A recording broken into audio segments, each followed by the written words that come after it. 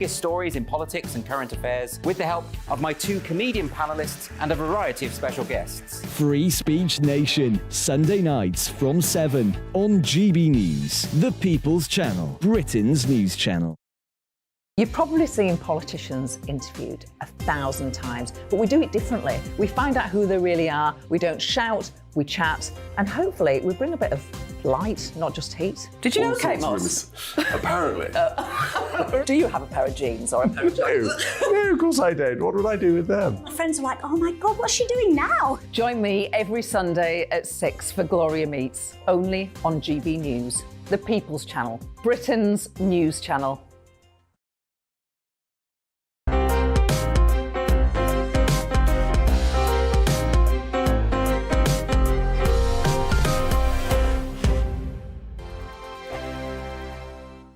Monday to Thursday nights on GB News. At 6, it's Dubes & Co.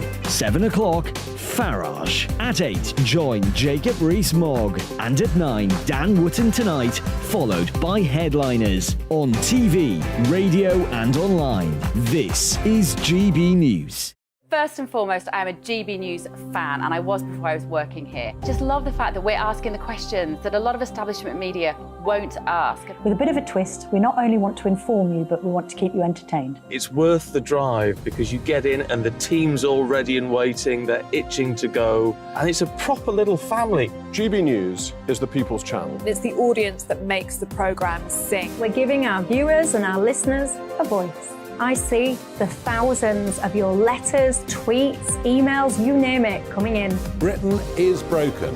How on earth did we get into this mess? But more importantly, how do we get out of it? The establishment had their chance. Now we're here to represent you. It's time for something different. It's time for GB News. I'm very patriotic. I believe in Britain. Our best days lie ahead. Britain's watching. Britain's watching. Join us here on GB News. The People's Channel. Britain's news channel. Join me, Patrick Christie's, Monday to Friday, 3 till 6. We tackle the day's news agenda like you've never seen before. It's high tempo, high octane, the most controversial topics, and the best guests. You will not be able to take your eyes and ears off it. I'm not afraid to ask the questions that you really want answered. 3 till 6 p.m, Monday to Friday on GB News, the People's Channel, Britain's news channel. GB News has its own late-night paper preview show, Headliners, where comedians take you through the next day's top news stories. You don't have to bother reading the newspaper, we've got it covered for you. Headliners, every night at 11 p.m, and repeated every morning at 5 a.m. We won't send you to sleep like some of the other paper review shows out there. GB News, the People's Channel, Britain's news channel. Join me, Camilla Tominey, on Sunday mornings from 9:30, taking the politicians to task and breaking out of SW1 to see how their decisions are affecting you across the UK. Bursting the Westminster bubble every Sunday morning, only on GB News, the People's Channel. Britain's watching. Hello, I'm Calvin Robinson. Do not miss my Common Sense Crusade Saturdays at 7 p.m. Join me for some in-depth discussions on faith. Is that not the start of the slippery slope? It's very much so. And the big moral questions of the day. I'm baffled. You've got some nerve. Only on GB News, the People's Channel, Britain's news channel. I'm Andrew Doyle. Join me at 7 o'clock every Sunday night for Free Speech Nation, the show where I tackle the week's biggest stories in politics and current affairs with the help of my two comedian panellists and a variety of special guests. Free Speech Nation, Sunday nights from 7 on GB News, the People's Channel, Britain's news channel.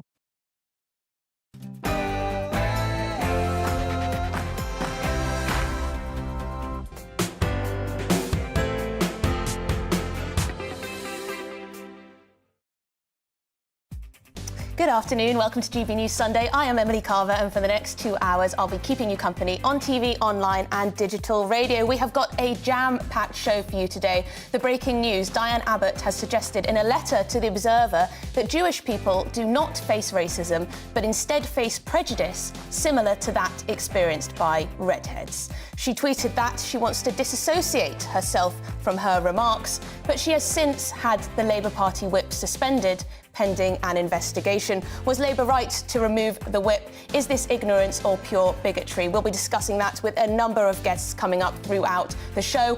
We'll also be discussing the cost of running an electric vehicle. It's rising. Should the government now scrap the ban on the sale of new petrol and diesel cars in 2030. We will, of course, be keeping you up to date with the London Marathon. Olivia Utley is she's probably finished by now. She's so speedy. But first, before all that, let's get the news headlines with Aaron Armstrong.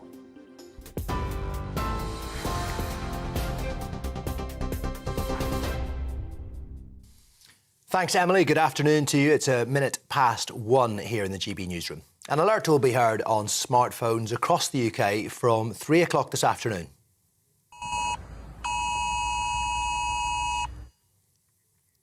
You'll receive a message on your home screen along with a sound and a vibration for up to 10 seconds now. The public are being told they can simply swipe the message away.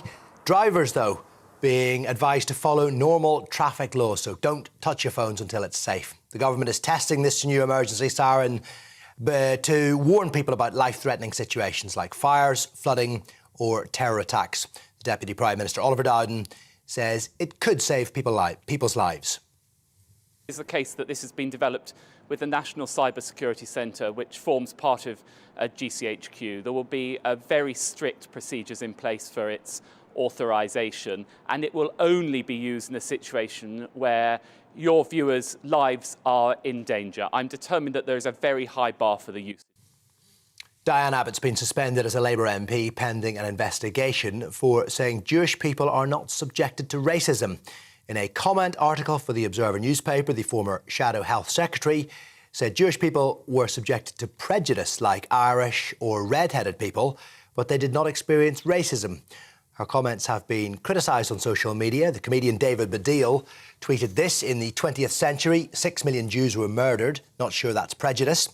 Ms Abbott has, though, since withdrawn those remarks and apologised for any offence caused.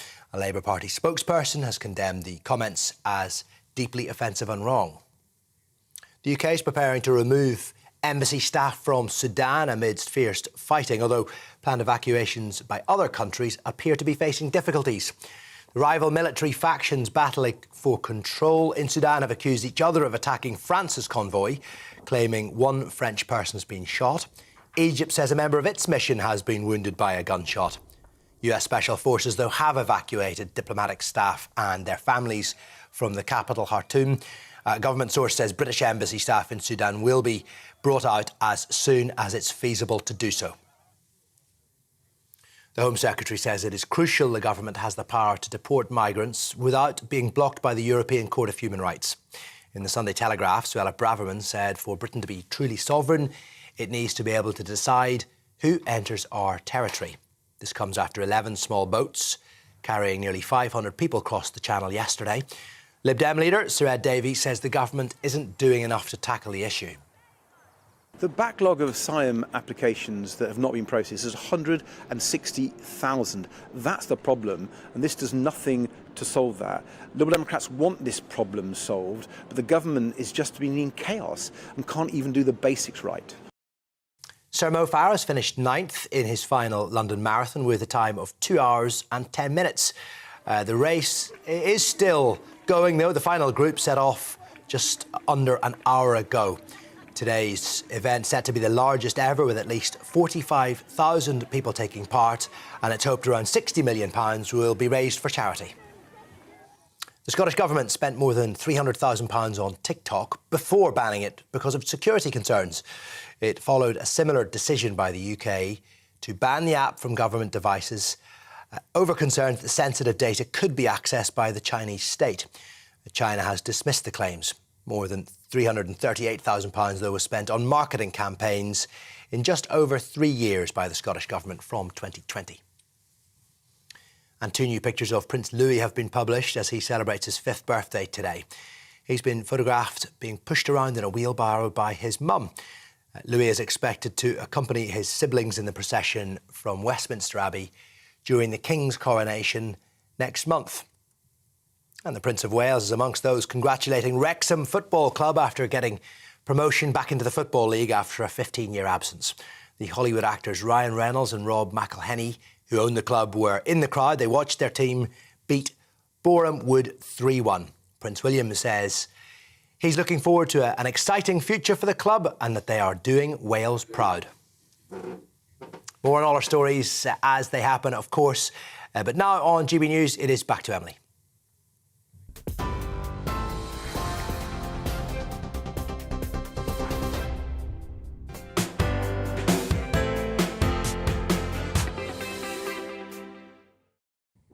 Thank you very much, Aaron. So let's get stuck into today's top story. As you've been hearing in the news, the Labour MP and one-time Corbynite shadow Home Secretary Diane Abbott has lost the whip pending an investigation. This comes as the Labour MP published a piece in The Observer.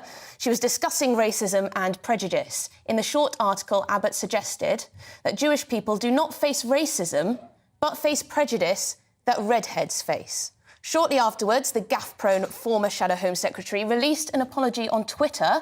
She said she wants to withdraw and disassociate herself from those comments. Despite Diane Abbott issuing an apology, a Labour spokesperson today came out and said the Labour Party completely condemn these comments, which are deeply offensive and wrong. The Chief Whip has suspended the Labour Whip from Diane Abbott pending an investigation. So, joining me now to discuss this is GB News Deputy Political Editor Tom Harwood. Tom, can you bring us the latest? Yes, this is an extraordinary series of events that all kicked off this morning when journalists and indeed members of the public began to notice a curious letter to the Observer newspaper written by the former Shadow Home Secretary Diane Abbott. This letter was responding to a piece that was written in The Guardian earlier this week, which suggested which was talking about the racism faced by Jewish people and indeed by black people and lots of other groups of people. Diane Abbott responded to this article saying that it's not racism that Jewish people face in the same way that black people do, and instead compared the prejudice against Jewish people and against gypsies and Roma people as well to the prejudice that redheads or gingers face, which seemed to be the most extraordinary set of remarks. It was the title of her letter, it was the conclusion of her letter, it was the sole point of her letter. And then an extraordinary apology. Diane Abbott tried to walk away from her remarks by saying that this was a first draft of a letter sent in error. However, this was a very curious excuse, and let's not beat around the bush, that does sound very much like an excuse for what was published, because there was nothing else to the letter. If it was a first draft of something, what was the other point that Diane Abbott was trying to make? A very, very curious situation indeed, and one that stretched the realms of credulity for groups like the Board of Deputies of British Jews, who released their own statement following Diane Abbott's apology and excuse, saying that they did not believe that this was simply a first draft sent in error, that didn't really stack up, that wasn't a particularly believable statement. And the Board of Deputies of British Jews called on the Labour Party to suspend the whip from Diane Abbott. Following that call, that is exactly what happened. A few hours after this incident, we received a communication from the Labour leader's office saying that the Labour Party's chief whip has suspended the whip from Diane Abbott, meaning she is no longer a Labour MP. However, she remains a member of the Labour Party, if that semantic distinction matters at all. So currently Diane Abbott, not a Labour MP, still a member of the Labour Party, and she is facing an investigation by the Labour Party into her comments. Thank you very much indeed, Tom Harwood, there, our Deputy Political Editor. I can firmly suggest to Diane Abbott that as a redhead myself, there is absolutely no comparison between the prejudice experienced by gingers and that Jewish people have experienced. You would have thought that was a no-brainer that anyone with a brain would know. Anyway, joining me to discuss this is former Labour advisor John McTernan. John, thank you very much indeed for joining me. What is your take on this? Do you think an apology is enough? Yeah, Diane's issued a swift and sincere apology, and I think that is enough. She's been suspended. There will be a Labour Party investigation. It's now in the hands of both the whips and the Labour Party. And I think, we have to accept that Diane is a woman who has experienced racism through her career, quite vile, abusive racism and sexism during her career. She has said that she, withdraws the letter, dissociates herself from what's in the letter. So I think we have to accept that she is deeply sorry that she wrote that letter. John, I hear you, but what on earth is she doing, pitting different types of racism, different races, ethnicities, against each other? It is really crass and offensive stuff. Yeah, but I think she accepts that the letter was crass. That's why she is dissociating herself from the comments. I think, you know, she's a significant historical figure in the Labour Party, the first black woman MP, actually, in our party, the first black woman MP in the House of Commons. And she has herself, as I said before, she's been subject to incredible abuse throughout her career. The kinds of threats, the death threats that she receives routinely are appalling. And she has apologised and dissociated herself from what was in the letter. I mean, I think it's hard to say what else one can add to that. But surely her experience of racism herself would mean that she would learn from that other people experience racism and therefore understand that the persecution of Jewish people today and historically should not be compared flippantly almost to that experienced by redheads like me. I mean, it's outrageous, John. You seem almost to be dismissing this. Oh, an apology is OK. Well, tell that to, you know, Jewish people who are experiencing hate crimes. She made an error. She accepts she made an error. You know, this isn't Game of Thrones. We don't want to see her taken through the streets and humiliated. She wrote a letter which she deeply, deeply regrets. And I think that, for me, that is enough. That is sufficient. Her record as a campaigner against racism, her record as a campaigner against anti-Semitism, her record as a campaigner against discrimination stands for itself. So you don't think that this shows a fundamental flaw in her character and that her position as a politician, former Shadow Home Secretary, to be saying things like this, pitting people against one another? Surely this is just the worst, the very worst of identity politics. Diane Abbott is a great politician, a great crusader as a politician. And I don't think that this one simple slip can stand at all against her record as a great politician. Sure, this is just one slip. She is very gaffe-prone. I think Keir Starmer was right to suspend the whip on this occasion, but we'll be getting more views. Thank you very much indeed. John McTernan, their former Labour advisor, says an apology should suffice in this situation. Joining me now is commentator Narinder Kaur and research fellow at the Bow Group, Benjamin Loughnane. Narinder, you're in the studio with me. What is your take on this? Look, I think what she said was absolutely ridiculous. It was stupid, and she's been dealt with, and I think Starmer's dealt with it swiftly, and that's amazing. However, not defending her, I think what she said was stupid, but as a brown person in Britain, I think what she was trying to say is she wasn't comparing what Jews have gone through historically. She's comparing to what black and brown people experience daily. And what she's trying to say, I think, is that Jews are ethnically white. So when you experience racism every single day as a black or brown person, you can't compare. But I think that's what she's trying to say. But Narinder, it's just incorrect. Factually, Diane Abbott is a politician who represents a constituency that has one of the highest proportion of Jewish people living it. It has Stamford Hill, which is where Orthodox Jews live. But she also represents black and Muslim people. Of course she does. Yes. She shouldn't be pitting them against one another. But public pits against. I think there is a hierarchical system of racism in the this public, is what we and dispute. this reflects in politics. And I don't like coming on shows and then suddenly we're all bothered about racism, because then we could talk about Suella Braverman, Emily, couldn't we? And the way she talks about racism, we could talk about this all day long. And I don't like that, because I think actually Diane, what she said was wrong, but what Suella said is equally as disgusting. So we could talk about this all day. The reason why we're talking about this, I mean, Benjamin, if you look at the statistics from the Home Office, I'll just read them out now. Almost a quarter of recorded religiously motivated hate crimes in the UK were against Jewish people in 2021 to 22. This despite the fact they make up less than 1% of the population. She has diminished what Jewish people are experiencing.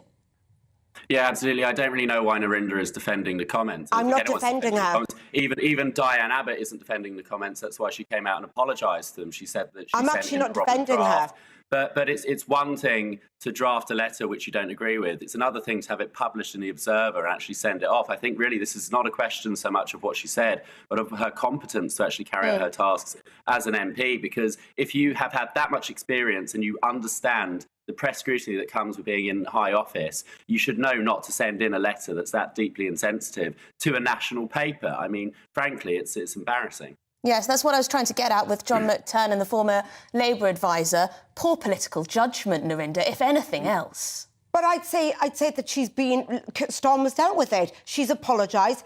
And I'm not saying let's move on from this. I'm saying she has made a mistake. It's stupid what she said, because you can't compare what Jews went through with a redhead, as you say, Emily. However, I don't think she meant it in that way. I think she was comparing everyday experiences of overtly racism of black and brown people to ethnically white Jews. She's saying you can't compare historic racism to everyday experiences. I don't buy that, because I think Jewish people do experience day-to-day yes, of course they day-to-day racism and discrimination. I mean, we just had a junior doctor leader dismissed from the BMA, from the British Medical Association, for joking online about gassing Jews. Benjamin, is this just where identity politics takes us? We have this kind of idea of some kind of oppression Olympics where one racism is worse than another racism. Can't we just, in society, in 2023, accept that prejudice on the base of your religion or skin colour is just wrong? Yeah, well, it's like the thing from Animal Farm, all are equal, but some are more equal than others. It's this idea of, the oppression tiers and the hierarchy of racism that Narinder was talking about. I think it's nonsense. At the end of the day, prejudice is prejudice and racism is racism. Hierarchy racism does exist in our society. But in the case of Diane Abbott, let Benjamin finish and then... For someone who was a key Corbyn ally, and Corbyn being, obviously having this huge scandal around anti-Semitism, she represents a constituency which is largely Orthodox Jewish. She shouldn't have known better than to go and write a letter like this, diminishing anti-Semitism. I think it's just deeply incompetent. I'm not surprised that Starmer's suspended her. He probably, frankly, was looking for an excuse, given that she was so close to Corbyn and was his former shadow Home Secretary, and they're trying to root out that past in the party in order to become electable again. And frankly, she's played right into his hands. I mean, it just goes to show that she's clearly incompetent. I mean, it does play into his hand. It's quite interesting politically, Narinder, because, of course, Keir Starmer wanted to cleanse the party of anti-Semitism after the legacy of Jeremy Corbyn. Diane Abbott was very much close to Jeremy Corbyn, serving as Shadow Home Secretary under his leadership. I mean, no doubt it is a spectacular own goal. It is, and that she's made a huge mistake, and it's highly embarrassing. However, I think the way Storm and the Labour Party have dealt with it is a far damn sight better than Rishi Sunak did with any of his dealings, where he did this and dathers around. He's dealt with it within an hour. She has been suspended, and that is done. So at least they've dealt with it. However, going back to the hierarchical racism, it does exist in public and it exists in politics. Let's not deny that. It's an uncomfortable truth. I mean, before we came on air, I spoke to a Jewish friend who was just absolutely gobsmacked by the comments, Benjamin. Couldn't believe it. It's quite incredible in the real meaning of the word. Yeah, absolutely. I think it's one of those things you look at and you think, why did she do this? It was completely unnecessary. She's only, as you said, scored an own goal against herself. But just to come back to what Narinder said about Rishi Sunak not dealing with this, I mean, the number of Conservative MPs who've had the whip removed over the past year or so is a huge amount. The Minister of Justice, Dominic Raab, was forced to resign yesterday over, frankly, quite a pathetic reason. Well, I don't think resigned. He wasn't fired. By any means shying away from suspending MPs. No, he does. He resigned. He wasn't fired, actually. Well, there we go. We're going to have to finish there. Thank you very much indeed, Narinder Kaur, commentator, and Benjamin Loughnane, research fellow at the Bow Group. Thank you very much. We're going to be continuing on that topic. You're watching and listening to GB News Sunday with me, Emily Carver. We've got lots more coming up on today's show. Of course, it's also the big London Marathon today. It's Olympic legend Mo Farah's last London Marathon. I wonder how quickly he'll finish in. I'll be speaking to our London reporter, Lisa Hartle, on how the day is going, and also following the government's decision to make electric car drivers pay road tax from 2025, the cost of insuring your electric car has increased by 20% over the last year, meaning that the average annual premiums have increased to a whopping £662. Why is this? We'll find out. And this week, Twitter has removed the legacy blue ticks from verified accounts. Some of the world's biggest celebrities have lost their verification sign. Shock horror. J.K. Rowling, the Pope, and TV duo Anton Deck are just some of the stars who've lost their tick. Is this a big deal? It's quite interesting. A lot of commentators are complaining. But first, let's take a look at the weather with Jonathan. Hello there, I'm Jonathan Vaughtry here with your latest weather update from the Met Office. Temperatures are going to be below the seasonal average for all of us over the next few days, all because we've got northerly winds that are starting to feed in some much colder air from the Arctic, spreading its way across all areas of the UK as we head into the new working week. These northerly winds have been quite strong across Scotland throughout Sunday, and we'll continue to see some gales into the evening and during the overnight period, and that will bring some snow to the higher ground areas, even sleet to lower levels as that cold air pushes in. Elsewhere, the showers we've seen throughout today will gradually clear their way off, but we'll see further rain across Northern Ireland. Underneath some of the clearer spells we do have, there is the potential for a patchy frost, particularly across areas of Scotland. Elsewhere, towns and cities around 4 to 6 degrees Celsius. Some brightness first thing, but it is going to be cloudy, particularly for Wales into southwest England as this rain moves in and the cloud building into central and southern areas of England throughout the day. Some sunnier spells developing for the northern half of the UK, still with a scattering of showers, particularly across eastern coastal areas where they could still be wintry, pushing in on quite a brisk breeze, and if you are exposed to that wind throughout the day, it will be feeling closer to freezing. Those showers inland will tend to ease off into Monday evening, still persisting across some northern coastal areas, and the cloud across the southern half of the UK will also begin to push its way off as well. Underneath some of those clearer intervals that develop, though, it is going to be quite a cold night on Monday with the risk of more of a widespread frost, so do just take care of some tender plants. But because of the clear spells that are developing, there will be a good amount of sunshine as we move into Tuesday, and it's looking to be much drier thanks to this ridge of high pressure that's built in. It's only going to be transient, though, because we've got further weather fronts and low pressure that wants to move in for the middle part of the week, so there is the risk that we see some further spells of rain towards Wednesday and Thursday. But our temperatures should slowly begin to climb up a little bit more as well. Bye-bye.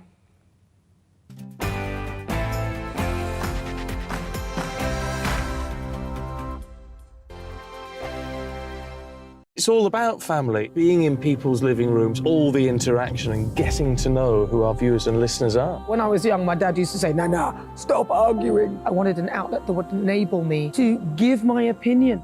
People are going through a really hard time right now, and I know that you don't feel like you're being listened to by the establishment. I came to GB News because it's the People's Channel, and I want the audience to have their say on the events of the day. We're dynamic. We do something different. Democracy shows that the wisdom of the nation is in its people. I get to travel to find out what the story is from a personal perspective. The British people aren't fools. We know when we're not being told the full story. We've got to work out how Britain moves forward from this. It's the best country in the world. The establishment had their chance. Now we're here to represent your views. Britain's watching. Britain's watching. Britain's watching. We're proud to be GB News. The People's Channel. Britain's news channel. So Dubes & Co, we tackle the issues of the day with real robust debate, both sides of the fence, battling it out with me in the middle with my forthright opinions and views. And often really interesting things happen because you start with a position and then by the end of the debate you find actually, well, I might not have thought about that one. What we need in this country is 2 new political parties. You should maybe think about doing a 2024 calendar. I'm Michelle Dewberry and I'm keeping you company right through until 7 o'clock this evening. GB News, the People's Channel, Britain's watching. Start the day with GB News. We catch up on all the big stories you didn't hear the night before. And take a look at what the world's talking about this morning. That's right, Monday to Thursdays from 6 o'clock. It's Breakfast with Eamon and Isabel. Straight after breakfast, join us, Bev Turner and Andrew Pearce. We're going to take you through till noon. We'll be tackling the big topics of the day, including the things that the other channels just won't talk about. If it's happening here. Wake up to mornings on GB News, the People's Channel. Britain's news channel.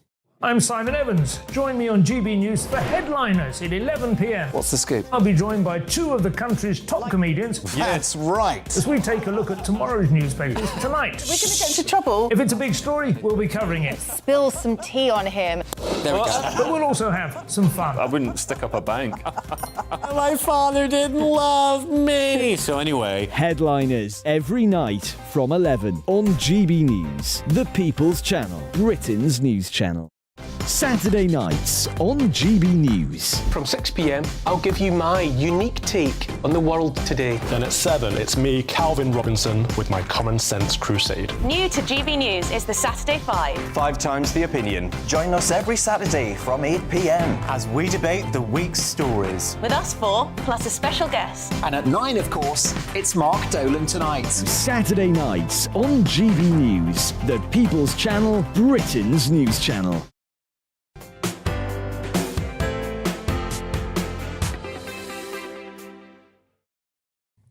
Welcome back. You're watching and listening to GB News Sunday with me, Emily Carver, on your TV and digital radio. Now, the Labour MP, one-time Corbynite Shadow Home Secretary Diane Abbott, has lost the whip.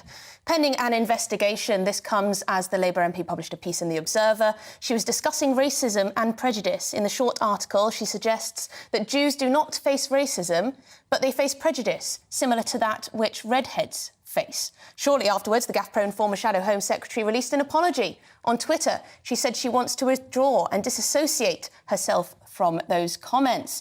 Despite Diane Abbott issuing an apology of sorts, a Labour spokesperson today came out and said the Labour Party completely condemns these comments, which are deeply offensive and wrong. The Chief Whip has suspended the Labour Whip from Diane Abbott, pending an investigation. So we're going to go straight to Kelvin McKenzie, former Sun editor, to discuss this. Kelvin, an apology, does that suffice?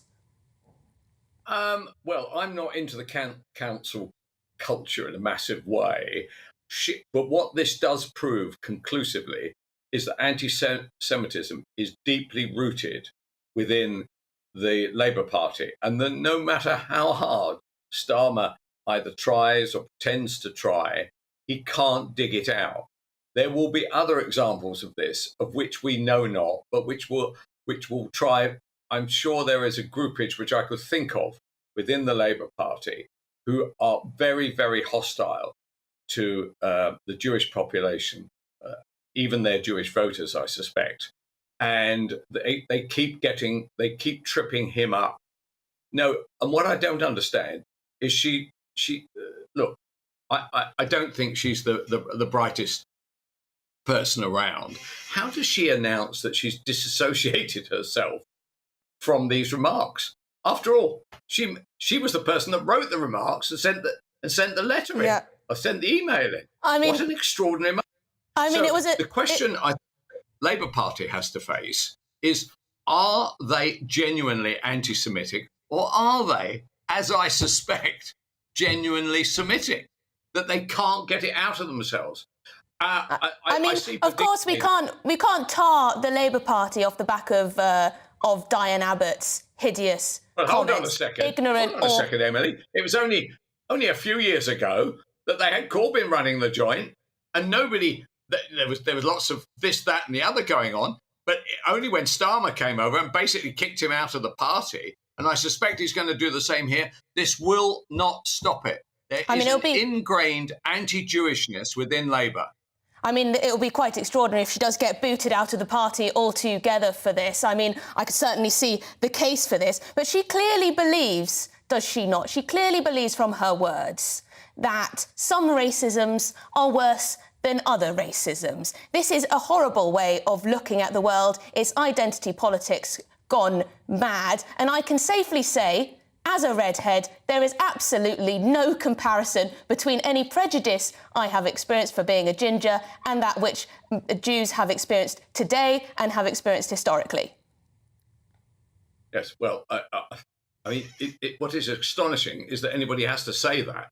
Yeah. That goes to show the stupidity of Diane Abbott. Now, she's got a long history of stupidity, but in this case, she's tipped right over. And what it probably means that she probably doesn't actually spend any time with the Jewish community at all. And so from now onwards, she's going to spend a lot more time with them, apologising for what she says, or face the same issue that Corbyn faces, which is standing as an independent in her constituency, which I would have thought was probably the most likely thing that is going to happen. Of course, Stanford Kelvin. I would like to know who it is within the Labour Party who is not anti-Semitic. I would just like them all to fill in a form saying, I guarantee to you I am not anti-Semitic. They don't have to prove it. They just have to say it. The question for Diane Abbott is, could she, prior to this, have said that? Could she have said that? I don't know. Corbyn refuses point blank to actually make the simplest of announcements about his view towards Jews. He could still be in the party today if he was prepared to say that actually, do you know what, the truth about the matter, I've been misunderstood on this, I love Jews. Right? Well, why doesn't he just say that? Why doesn't Diane Abbott just say that? Kelvin, well, Corbyn's influence, thankfully, has reduced significantly within the Labour Party. But going back to the position that Diane Abbott is in, she represents a constituency which is home to Stamford Hill. Most people will know that that is an area that has a large proportion of Orthodox Jewish people within it. That makes it incredibly, well, you can just see the political misjudgment there, but also particularly offensive. Yes, right. So that is a very good point. And do you know that I know many, I don't know all of them, obviously, but I know many of the Jews in that area. Basically, they have their own kind of semi-police force in which they are looking after and guarding people who are under attack. Orthodox Jews are under the most enormous pressures in those constituencies, and there's all kinds of people who would like to drive them out of London. They'd like to drive them out of the area. Now, I'm not going to go into the faith aspect of this, but you don't have to be a genius to work out who would prefer that they weren't in North London. Well, and we've seen shocking statistics from the Home Office on just how many hate crimes are perpetrated against Jewish people. Thank you very much indeed for your time, Kelvin Mackenzie, their former Sun editor, on Diane Abbott. A Labour spokesperson has said the Labour Party completely condemns these comments, which are deeply offensive and wrong. The Chief Whip has suspended the Labour Whip from Diane Abbott pending an investigation. Strong stuff there. You are watching and listening to GB News Sunday with me, Emily Carver. Lots more coming up on today's show. Is the hype over for electric cars? Investigation by Reuters has found that the most popular electric car has gone up by 20% in the last year. I'll be asking, should the government drop their all-electric 2035 policy? All of that to come. But first, let's get the latest headlines with Aaron Armstrong.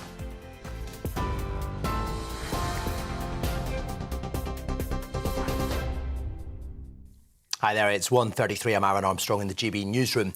Rishi Sunak says UK armed forces have completed a complex evacuation of British diplomats and their families from Sudan amid an escalation of violence. The Ministry of Defence says the operation, involving more than 1,200 personnel, was completed alongside the United States, France and other allies. However, France has reported difficulties. The rival military factions battling for control have accused each other of attacking the French convoy amid claims one French person has been shot. Egypt have reported similar problems with their mission. We'll have more on this as we get it.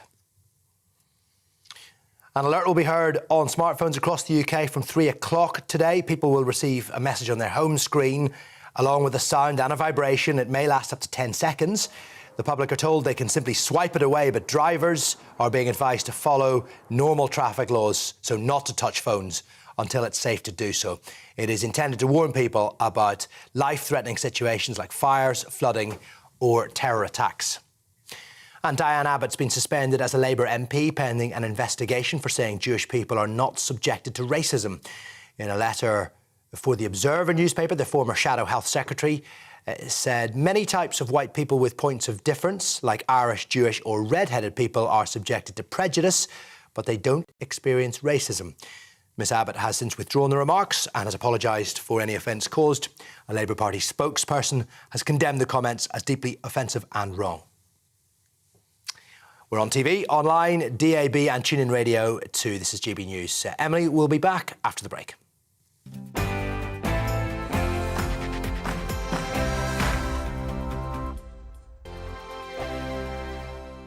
I joined GB News because I was sick and tired of not hearing my views being represented, not just mine, but so many people that I knew and spoke to. I just couldn't get my voice out there. I couldn't say anything. I couldn't do anything. Whatever the narrative was, I kind of had to follow it. GB News is there to provide a voice for those who have been ignored by the establishment media. We think different things, we've got a different style. GB News is here to be optimistic and positive about the future. It's real kind of dynamic and flowing, with the audience very much at the heart of it, like a big family. Here at GB News, we talk about the things that matter to you. Hearing the voices from right across our towns and cities, especially our towns. All sides of the argument represented with a heavy dose of opinion. We're on a mission here to make a difference. And the GB News family really is here for you, and whatever time of day you can watch or listen. Britain's watching. Britain's watching. We're proud to be GB News. The People's Channel. Britain's news channel. Westminster is going around in ever-decreasing circles, followed by the media. Britain is broken. How on earth did we get into this mess? But more importantly, how do we get out of it?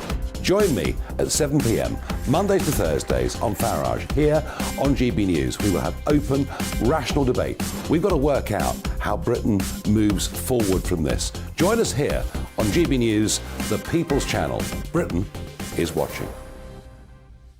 You've probably seen politicians interviewed 1,000 times, but we do it differently. We find out who they really are, we don't shout, we chat, and hopefully we bring a bit of light, not just heat. Did you know Kate Moss?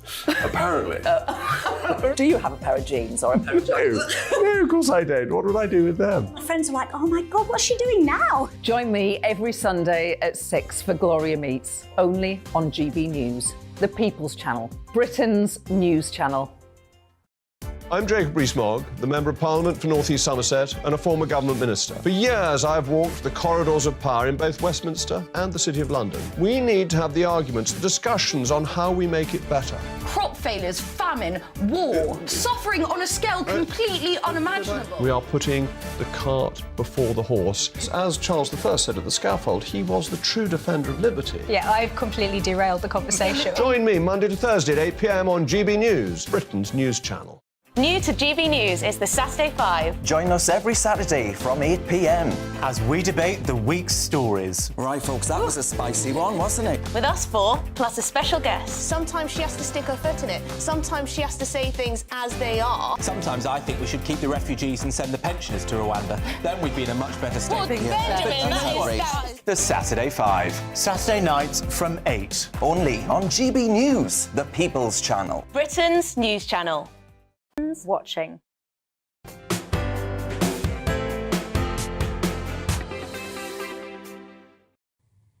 Welcome back. You're watching and listening to GB News Sunday with me, Emily Carver, on your TV and digital radio. You have been getting in touch on our big topic of the day, Diane Abbott losing the whip. Elaine says, hi, Emily, let us call out her comments for what they are. Blatant anti-Semitism. Elisa says, Diane Abbott blatantly showing her true colours today. Glad that she's been suspended. She, of course, wrote to The Observer in a letter. She appeared to compare the prejudice, racism experienced by Jewish people to that experienced by redheads. David says, one good thing about Abbott being gone is the average IQ of Parliament has risen significantly. All good news. Yes, we do remember the maths problems that Diane struggled with. Please do keep your views coming in. Subscribe to our YouTube channel while you're at it. Why not? GB News. Now, back to our story. The Labour MP and one-time Corbynite Shadow Home Secretary Diane Abbott has lost the whip pending an investigation. This comes as the Labour MP published a piece in The Observer. She was discussing racism and prejudice. In the article, Abbott suggested that Jewish people do not face racism, but instead face prejudice that redheads also face. Shortly afterwards, the gaffe-prone former Shadow Home Secretary released an apology on Twitter. She said she wants to withdraw and disassociate herself from those comments. Despite Diane Abbott issuing an apology, a Labour spokesperson today came out and said the Labour Party completely condemns these comments, which are deeply offensive and wrong. The Chief Whip has suspended the Labour Whip from Diane Abbott pending an investigation. The right decision? Joining me to discuss this is Dr. Rabbi Jonathan Romain. Thank you very much indeed, Rabbi. Your reaction? Well, what an unbelievable level of stupidity and ignorance. I mean, I don't honestly know whether Diane Abbott herself is personally prejudiced against Jews, but she's obviously got a total blind spot. And I think you and the comments you've had from viewers already, it just show how amazed we are, and for three reasons.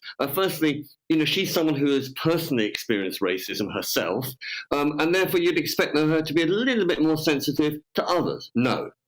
Secondly, she was very much at the heart of the Corbyn project, and she knows what went wrong and the lack of sensitivity and the total blind spot that Corbyn himself displayed. And she must have, you know, the fact that she hasn't learned from it is just even more remarkable. And we can all make mistakes, but not to learn from those mistakes. And you know, Corbyn had this attitude that just because he was anti-racist meant he couldn't possibly be anti-Semitic. Well, he could be, and he didn't realise it, and the same thing seems to be happening with her. And thirdly, you know, where is she MP for? Well, she's MP for, what was it, Hackney North and Stoke Newington, which has got a high density of Jewish population.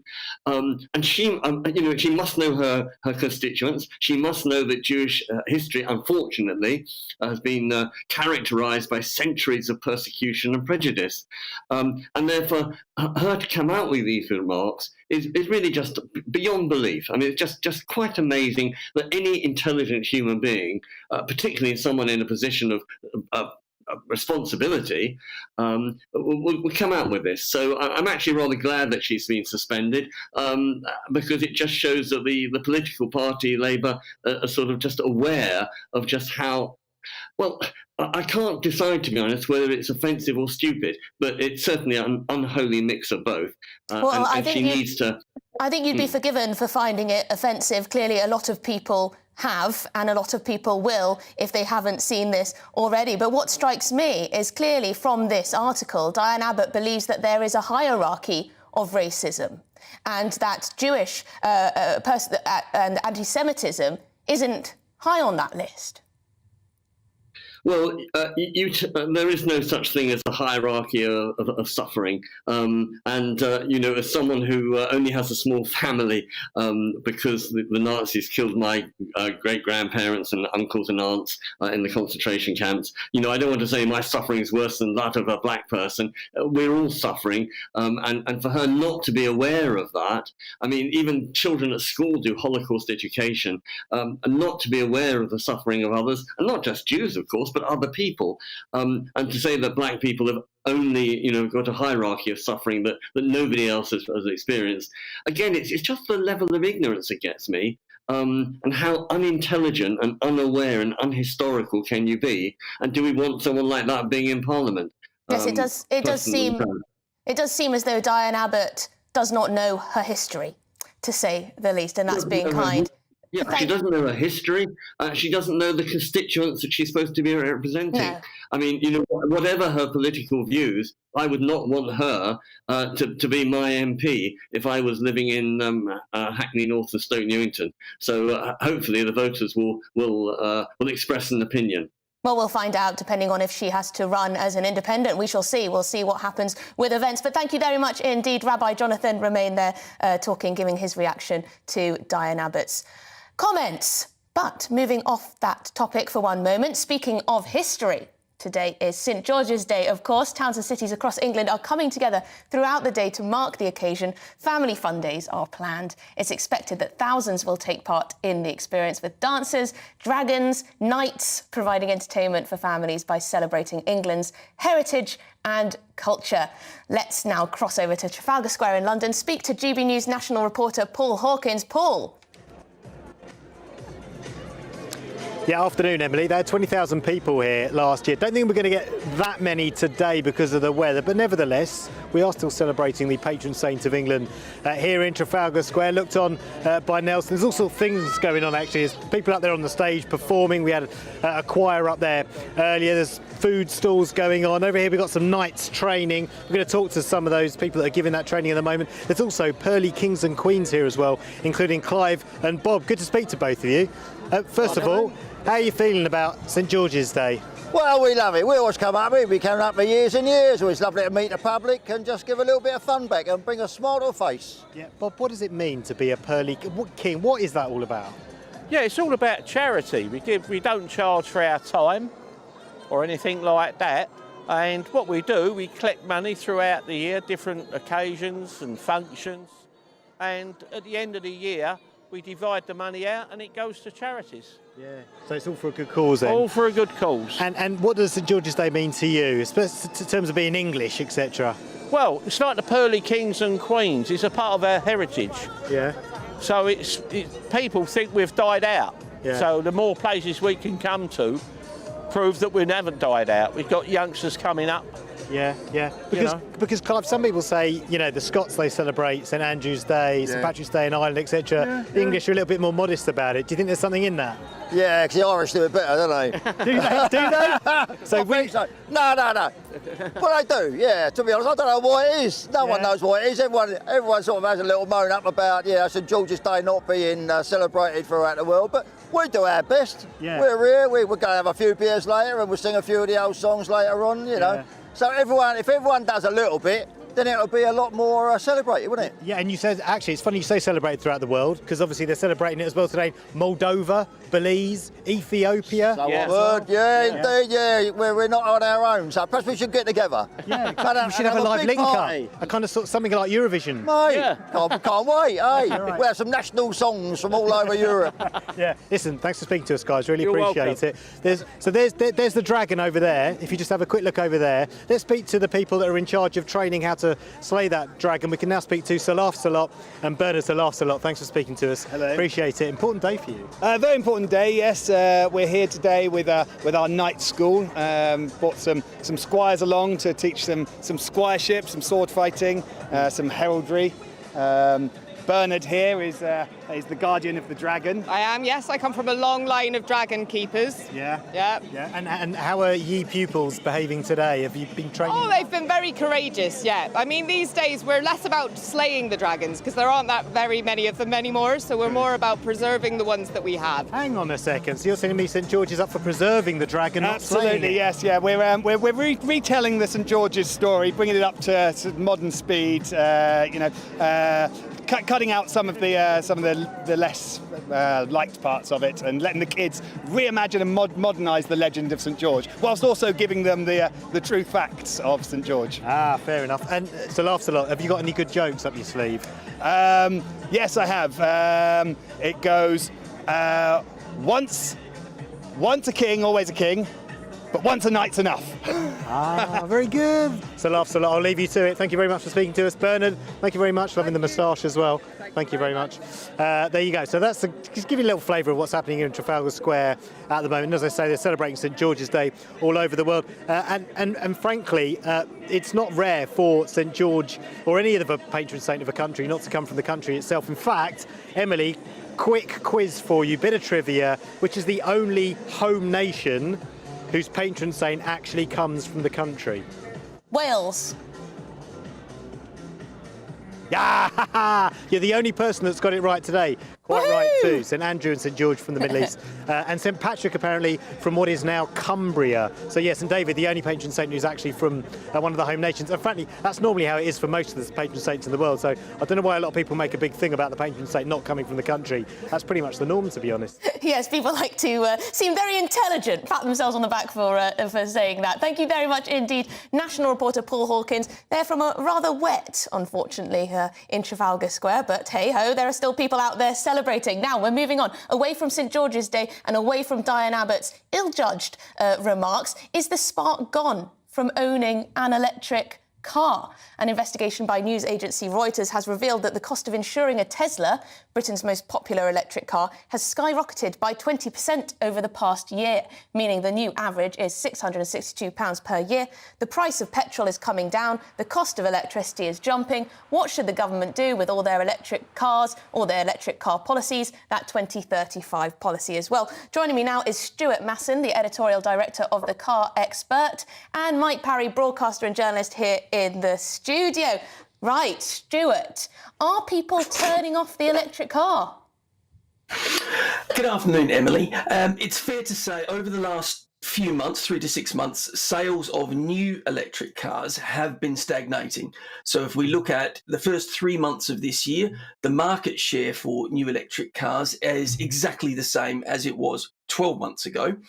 It's been steadily growing previous to that, but it has now stagnated. We've got a 2030 deadline for the end of new petrol and diesel car sales. So what we need to be seeing is it steadily increasing, and flatlining is almost going backwards at the moment. So we do need to pick up the pace. Mike, Yeah. do you understand why people might be turning away on the old electric vehicle? Well, I think it's because they're finally waking up to the fact that the electric car policy, you know, we've got this mad rush for net zero, and everybody wants to polish the halo and say, I'll get an electric car because that'll help save the world. It won't. And people are now waking up to the madness of electric cars. They're inefficient. They go slower in the cold, don't last as long in cold weather. The batteries are mined in Africa, and children have to go down mines to get the cobalt to make the batteries.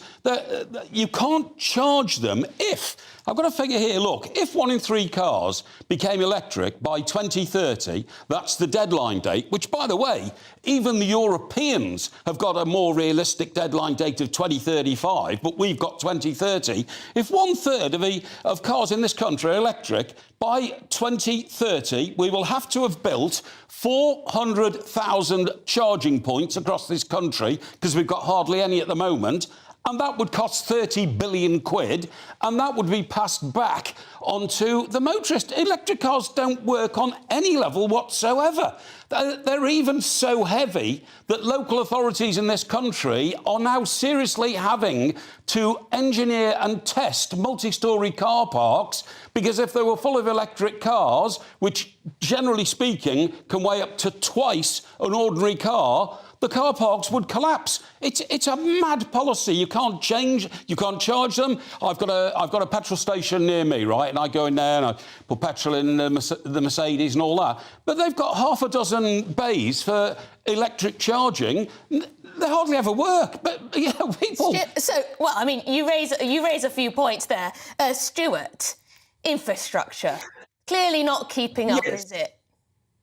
Look, out of all that ranting, the one thing I agree with Mike on is that we need 500,000 or more, in fact, millions of new charging points. And that's a combination of public charging points, but also more home charging points, because it is happening. The world is moving electric. This is not a UK project. This is not a European or an EU project. This is a global direction. Stuart, sorry to interrupt you, but can I just ask, how do we know that electric vehicles are the future of motoring?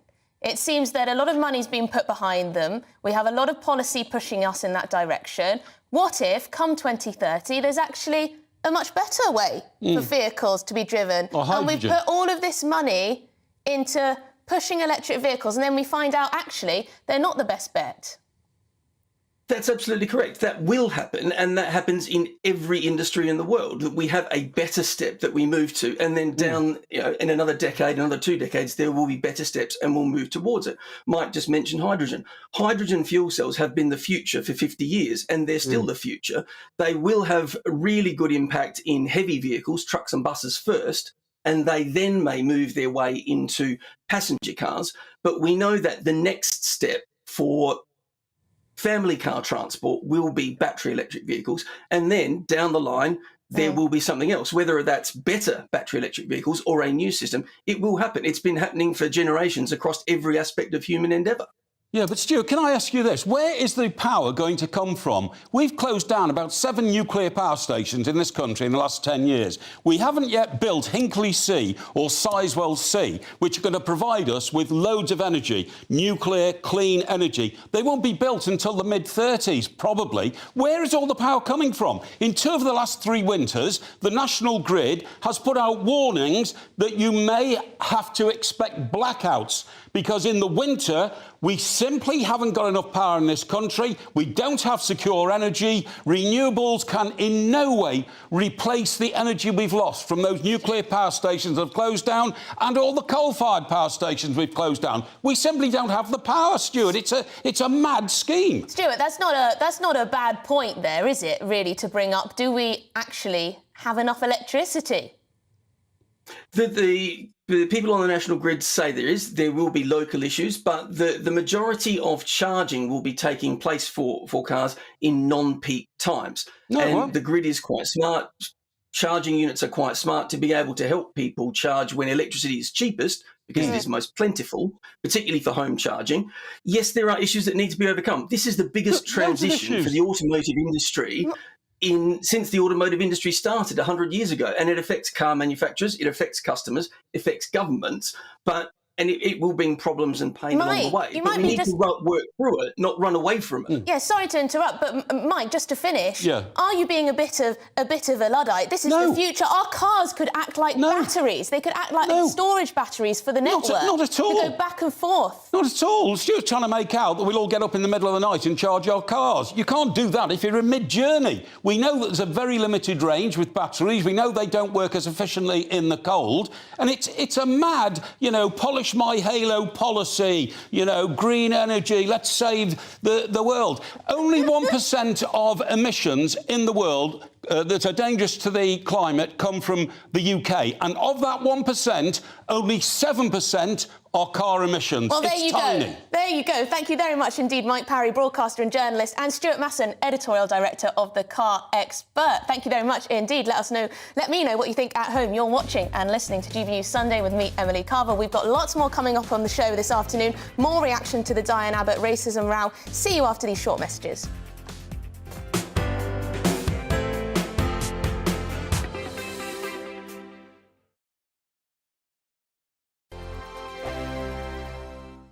Monday to Thursday nights on GB News. At 6, it's Dubes & Co. 7 o'clock, Farage. At 8, join Jacob Rees-Mogg. And at 9, Dan Wootton Tonight, followed by headliners. On TV, radio and online. This is GB News. First and foremost, I'm a GB News fan, and I was before I was working here. Just love the fact that we're asking the questions that a lot of establishment media won't ask. With a bit of a twist, we not only want to inform you, but we want to keep you entertained. It's worth the drive because you get in and the team's all ready and waiting, they're itching to go, and it's a proper little family. GB News is the People's Channel. It's the audience that makes the programme sing. We're giving our viewers and our listeners a voice. I see the thousands of your letters, tweets, emails, you name it, coming in. Britain is broken. How on earth did we get into this mess? But more importantly, how do we get out of it? The establishment had their chance. Now we're here to represent you. It's time for something different. It's time for GB News. I'm very patriotic. I believe in Britain. Our best days lie ahead. Britain's watching. Britain's watching. Join us here on GB News. The People's Channel. Britain's news channel.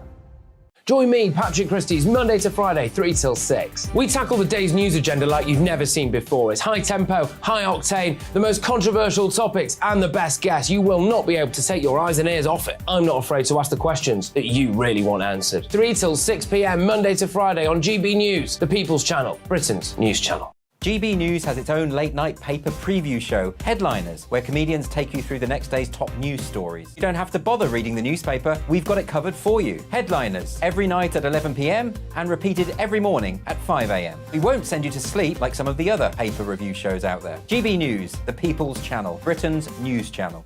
Join me, Camilla Tominey, on Sunday mornings from 9:30, taking the politicians to task and breaking out of SW1 to see how their decisions are affecting you across the UK. Bursting the Westminster bubble every Sunday morning, only on GB News, the People's Channel. Britain's watching. Hello, I'm Calvin Robinson. Do not miss my Common Sense Crusade Saturdays at 7 p.m. Join me for some in-depth discussions on faith. Is that not the start of the slippery slope? It's very much so. And the big moral questions of the day. I'm baffled. You've got some nerve. Only on GB News, the People's Channel, Britain's news channel. I'm Andrew Doyle. Join me at 7 o'clock every Sunday night for Free Speech Nation, the show where I tackle the week's biggest stories in politics and current affairs with the help of my 2 comedian panellists and a variety of special guests. Free Speech Nation, Sunday nights from 7 on GB News, the People's Channel, Britain's news channel.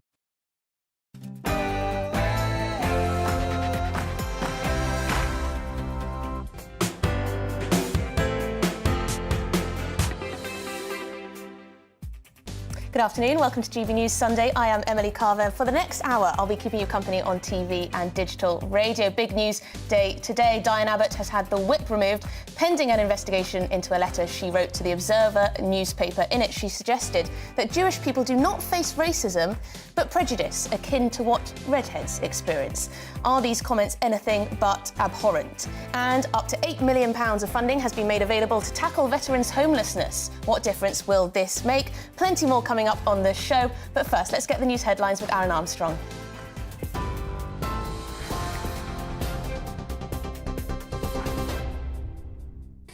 Thanks, Emily. Good afternoon to you. It is 2 o'clock. I'm Aaron Armstrong in the GB Newsroom. The Prime Minister has confirmed British diplomats and their families have been evacuated from Sudan amid escalating violence in the country.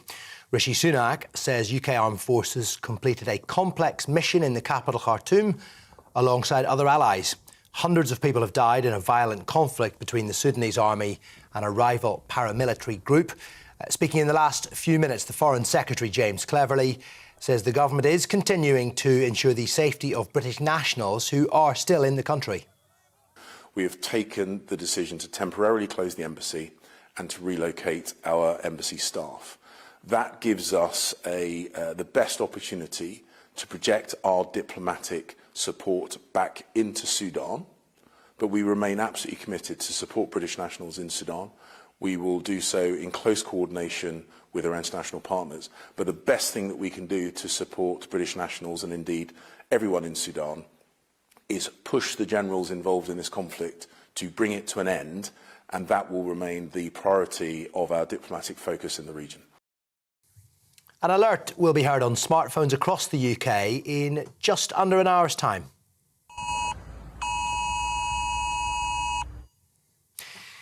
You'll see a message on your home screen along with that sound and also a vibration that may last up to 10 seconds. Now, the public are being told simply swipe away the message. However, if you're in your car, the advice is follow normal traffic laws, so don't touch your phone.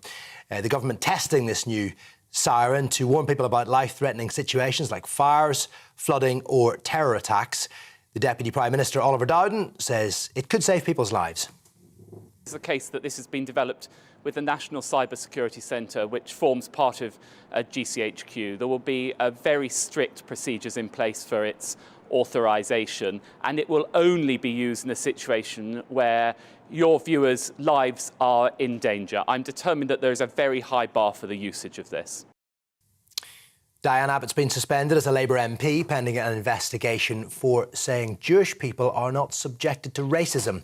In a comment article for the Observer newspaper, the former Shadow Health Secretary said Jewish people were subjected to prejudice, like Irish or red-headed people, but they did not experience racism. The Jewish Labour MP, Dame Margaret Hodge, says Diane Abbott's letter is deeply offensive and deeply depressing. Mrs Abbott has since withdrawn the remarks. She's apologised for any offence caused, but the Labour Party have condemned the comments as deeply offensive and wrong. The Home Secretary says it's crucial the government has the power to deport migrants without being blocked by the European Court of Human Rights. In the Sunday Telegraph, Suella Braverman said for Britain to be truly sovereign, it needs to be able to decide who enters our territory. This comes after 11 small boats carrying nearly 500 people crossed the English Channel yesterday. Lib Dem leader Sir Ed Davies says the government is not doing enough to tackle the issue. The backlog of asylum applications that have not been processed is 160,000. That's the problem, and this does nothing to solve that. Liberal Democrats want this problem solved, but the government is just being in chaos and can't even do the basics right. Sir Mo Farah finished 9th in his final London Marathon with a time of 2 hours and 10 minutes. The race, though, is still going. Competitors are braving the bad weather, the rain, making their way around the capital. It is set to be the largest race ever, with at least 45,000 people taking part, and the hope is that around £60 million will be raised for charity. The Scottish Government spent more than £300,000 on TikTok before banning it because of security concerns. Their decision followed a similar one by the UK to ban the app from government devices over concerns that sensitive data could be accessed by the Chinese state, a claim that China has dismissed. More than £338,000 was spent on marketing campaigns by the Scottish Government in just over 3 years from 2020. Two new pictures of Prince Louis have been published as he celebrates his fifth birthday today. He's been photographed being pushed around in a wheelbarrow by his mother. Louis is expected to accompany his siblings in the procession from Westminster Abbey during the King's coronation next month. And his dad, the Prince of Wales, has congratulated Wrexham Football Club after getting promoted back into the Football League after a 15-year absence. The Hollywood actors Ryan Reynolds and Rob McElhenney, who own the club, were in the crowd. They saw their team beat Boreham Wood 3-1. Prince William says he's looking forward to an exciting future, and the side are doing Wales proud. This is GB News. More on several of our stories coming up in just a moment's time with Emily.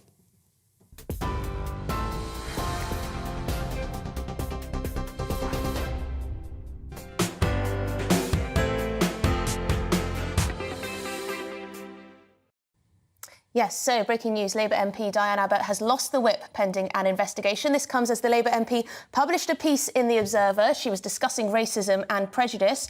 In the short article, Abbott suggested that Jewish people do not face racism, they face prejudice that redheads face too. Strange comparison there. Shortly afterwards, the former Shadow Home Secretary released an apology on Twitter. She said she wants to withdraw and disassociate herself from those comments. Despite Diane Abbott issuing this apology, a Labour spokesperson today came out and said the Labour Party completely condemns these comments, which are deeply offensive and wrong. The Chief Whip has suspended the Labour Whip from Diane Abbott pending an investigation. Joining me to discuss this, GB News Deputy Political Editor Tom Harwood. Tom, does there seem to be a consensus in the Labour Party that the right decision has been made in withdrawing that whip? Yes, there does seem to be a consensus around this idea because ultimately it was an extraordinary letter to have written to the Observer newspaper, published this morning, and understandably a very quick furore whipped up online because this is the most peculiar sort of unprovoked intervention on an issue that did not really seem to be at the forefront of many people's minds. Diane Abbott was responding to an article earlier in the Guardian newspaper earlier in the week, which was talking about the racism experienced by black people and other groups, to which she responded that Jewish people, and indeed Gypsies and Roma and other people with white skin, do not experience racism. She compared the prejudice that Jewish people experience to the prejudice that ginger people experience in the most extraordinary letter. Of course, after this kickback online, Diane Abbott released an apology. She withdrew those remarks and said that a draft letter had been sent into the Observer newspaper in error. However, it seems that not many people believed this excuse. The Board of Deputies of British Jews issued a statement following Diane Abbott's apology, saying that this was not a believable excuse, that it stretched the realms of credulity, that this was a draft that was sent in by mistake. What else was she trying to say? This draft, well, this letter was only about one issue, and that was that Diane Abbott didn't think that Jewish people experienced racism in the United Kingdom. So after the Board of Deputies of British Jews released their statement saying that Diane Abbott's apology did not cut the mustard, that the whip should be suspended and an investigation should begin, the Whip's office of the Labour Party did just that. We received a statement from the Labour leadership just around 2 hours ago saying that Diane Abbott's, the whip has been withdrawn from Diane Abbott. She is no longer a Labour MP, although she is still a Labour Party member, and an investigation is pending. Thank you very much indeed. Tom Harwood, their Deputy Political Editor, taking us through today's events. Thank you very much indeed. Now, joining me in the studio to discuss this further, to get their reaction, is former Labour advisor and writer Scarlett Maguire and the chair of the British Political Action Conference, Henry Bolton. Scarlett, you've been advisor for Labour. What do you make of this right decision by Keir Starmer and the Labour Party to remove the whip? Sadly, it was absolutely the right decision. It is really sad. The Jewish Labour movement, which also agrees with the decision, said quite rightly, that Diane has been fighting racism all her life. She's fought it in the Commons. I mean, you know, the racism she experienced as a child when, I mean, she was told that she should go and work for Woolworths rather than go for Cambridge, I mean, was terrible. And to do something like this was just awful. I do have to say that her apology, for once from a politician, was a proper apology rather than if I caused offence. I mean, she does realise that what she's done is terrible. Is there a broader problem, Scarlett, before I come to Henry, that some people on the left don't view anti-Semitism as real racism? I mean, I think we have to remember that Diane Abbott was talking not just about Jews, she was talking about Irish and she was talking about travellers. And it was... And then she threw in redheads. And I can say, as I have said before, there is absolutely no comparison between the prejudice I've faced as a ginger and that which Jews have experienced. Jews and Irish and travellers. I mean, it was in response to an article that actually talked about all of them, right? And it's quite important that it was all of them. That we don't say, oh, God, how can you say this about Jews? But it's all right saying it about Irish and travellers. I mean, actually, she said it about all three. It is a mistake. I mean, it was, I mean, for her not to understand that actually there is racism against people who are not in her black. own constituency. This is what's shocking. Henry, this is a clear-cut case of race-baiting, surely. Well, whether she deliberately sort of engaged in this in a provocative manner, I doubt. It's quite provocative. I think it is provocative. I think it's stupid. I think it is inept. I think it is... even if one's kind, she's ignorant of the reality, and a reality that 99% of the population is aware of. And I think, you know, Diane Abbott has had a history of making silly gaffes. She might have done great work in raising the profile of her constituency and her community. I don't take that away from her. I don't think she's a bad person, but she has a history of making gaffes. And what we have in the House of Commons across all parties are a number of members of Parliament, some of them high profile in their parties, who quite simply are, to my mind, too inept to actually be there. There are stupid remarks, leaks, indiscretions. There's a whole range of things that actually do not indicate that we have got a population in the House of Commons that are the best of the best, and there are many reasons for that, but this has to change, because otherwise, if it's Diane today, it's going to be somebody else tomorrow, and so on, and it could be from another party, and we do see it from all parties. So, you know, it was stupid, it was inept, it was ignorant, it was provocative, deliberately or not, we don't really know. But has the Labour Party acted rapidly to deal with it? I think they have, and well done them for doing it. To write a letter to a newspaper's editor, which then gets published, you very much make a point. It's not something you do by accident, is it? It's the sort of thing when someone's really riled up by something that they would do. I would write a letter to the editor if I particularly was, offended or worked up about an issue or felt very strongly in one way or another. She clearly believes that prejudice against Jewish people should not be seen in a similar way to that which black people experience. Yeah, I mean, I think the letter was really about saying that people of colour, but I mean, she only talked about black people, so one doesn't know about the rest, that people of colour are different from white people. And I'm not sure you can call Jewish people white people, but anyway, you can, or many travellers, but certainly Irish people. And she questioned their prejudice. I mean, obviously, if you look into the history of any of those, I mean, as a proportion, frankly, as many Roma went to the gas chambers under Hitler as Jews did. There is no question that all of these people experience race. I mean, it's your definition of racism. I've dealt with war crimes in which the Roma community were the victims, lined up against walls and shot within the last 25 years. And so, you know, of course, this is the reality. Now, I think you raise, whether deliberately or not, Emily, I don't know,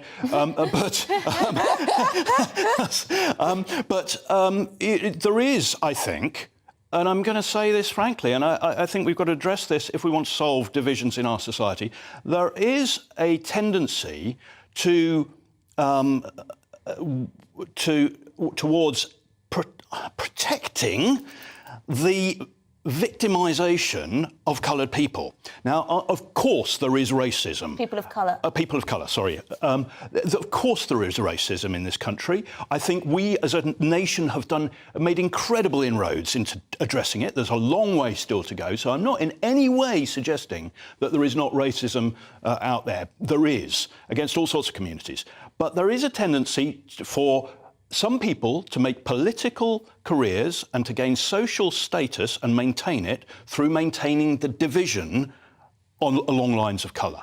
And I think that is something that it is divisive, and that's dangerous for society. I agree with you to an extent. I'm not sure it's always conscious. It's not always conscious. Scarlett, just to finish, the timing of this is particularly, unfortunate. The Home Secretary only last month announced they were the Home Office is ramping up security measures to protect Jewish communities, 1 million funding boost, new dedicated police task force. Schools, synagogues are often, as well as Jewish people themselves, are often at risk from hate crime.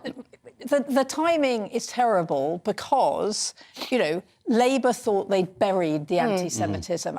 And frankly, the people at the top of Labour must have their head in their hands going, this is what we needed, like a hole in the head. And that's why they've acted so quickly. And they have said this is completely and utterly unacceptable. Well, there you go. Thank you very much indeed. Former Labour advisor and writer Scarlett Maguire and chair of the British Political Action Conference, Henry Bolton. Thank you very much. So let's now speak to executive editor of the Henry Jackson Society, Dr. Alan Mendoza, who is also Jewish. Alan, what is your reaction? Well, I think the reaction is, as the previous guests have suggested, it's just a ridiculous statement for Diane Abbott to have made, particularly given her own history, her noble history of fighting racism, for her suddenly to make a comment of this stupidity, frankly. And it's offensive, it's wrong, and she needs to be sort of taken to task for it, which is, I think, going to happen. But it is a ridiculous situation to have started in the first place. Reflect a broader feeling among some people on the left, that anti-Semitism isn't a real racism?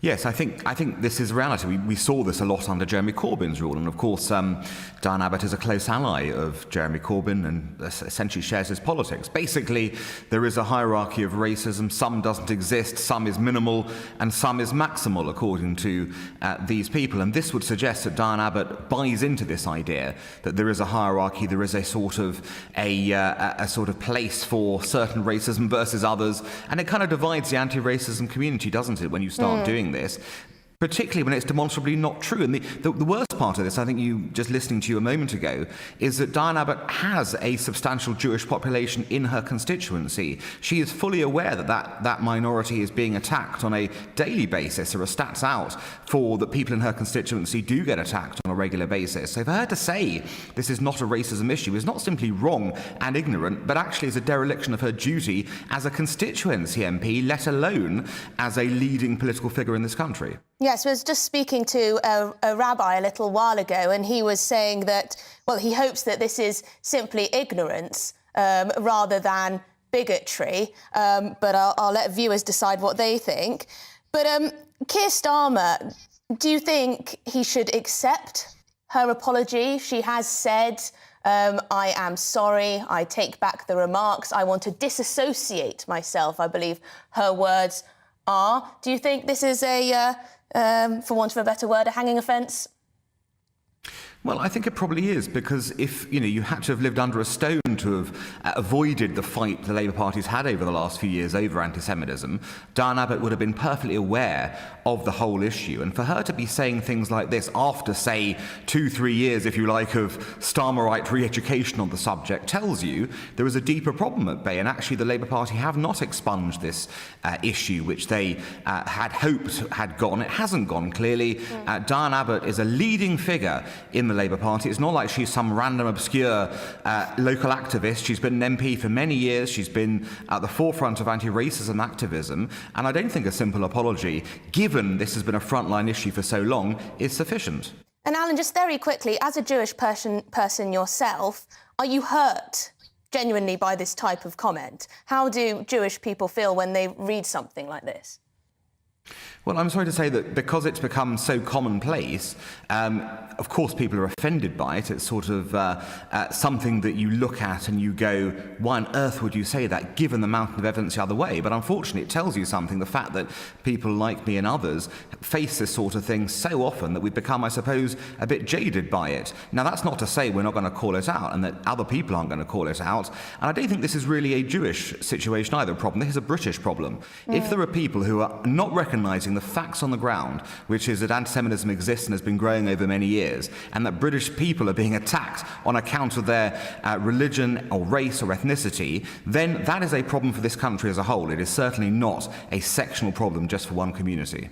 Thank you very much. Dr. Alan Mendoza, Executive Director of the Henry Jackson Society, giving us his reaction there to Diane Abbott's comments. A Labour spokesperson has said the Labour Party completely condemns these comments, which are deeply offensive and wrong. The Chief Whip has suspended the Labour Whip from Diane Abbott, pending an investigation. You are watching and listening to GB News Sunday with me, Emily Carver. We've got lots more coming up on today's show. Today is, of course, the London Marathon, and it's Olympic legend Mo Farah's last London Marathon. I believe he has finished. I'll be speaking to our London reporter, Lisa Hartle, on how the day is going. All of that. But first, the weather with Jonathan. Hello there, I'm Jonathan Vaughtry here with your latest weather update from the Met Office.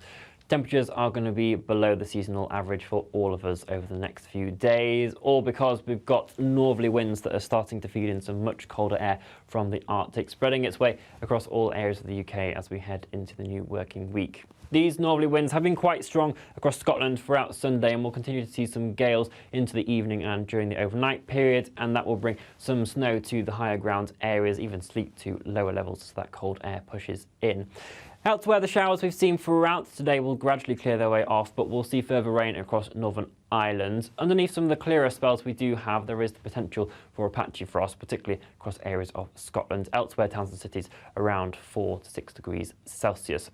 Some brightness first thing, but it is going to be cloudy, particularly for Wales into southwest England as this rain moves in and the cloud building into central and southern areas of England throughout the day. Some sunnier spells developing for the northern half of the UK, still with a scattering of showers, particularly across eastern coastal areas where they could still be wintry, pushing in on quite a brisk breeze, and if you are exposed to that wind throughout the day, it will be feeling closer to freezing. Those showers inland will tend to ease off into Monday evening, still persisting across some northern coastal areas, and the cloud across the southern half of the UK will also begin to push its way off as well. Underneath some of those clearer intervals that develop, though, it is going to be quite a cold night on Monday with the risk of more of a widespread frost, so do just take care of some tender plants. But because of the clear spells that are developing, there will be a good amount of sunshine as we move into Tuesday, and it's looking to be much drier thanks to this ridge of high pressure that's built in. It's only going to be transient, though, because we've got further weather fronts and low pressure that wants to move in for the middle part of the week, so there is the risk that we see some further spells of rain towards Wednesday and Thursday. But our temperatures should slowly begin to climb up a little bit more as well. Bye-bye.